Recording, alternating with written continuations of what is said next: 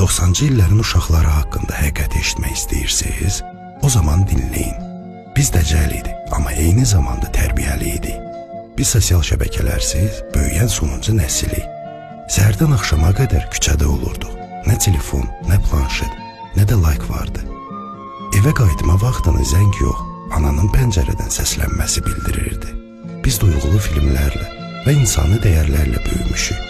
Təsəvvürümüzlə möcüzələr yaradırdıq. Oyunlarımız hər şeydən yaranırdı. Sadəcə dostların qapısını döyüb çıxmalarını gözləyirdik. Gecələmələr isə bizim üçün əsl macəra idi. Dünya daha rəngarəng, daha canlı idi. Məclislər sadə, amma unudulmaz olurdu. Şəkillər Instagram ideallarından uzaq idi, amma ruhumuza toxunan nəsə vardı.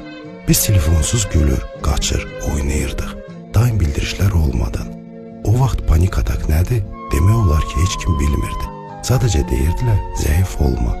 Biz xırda şeyləri sevməyə bacarırdıq və bəlkə də bunu bacaran sonuncu nəsil biz idik.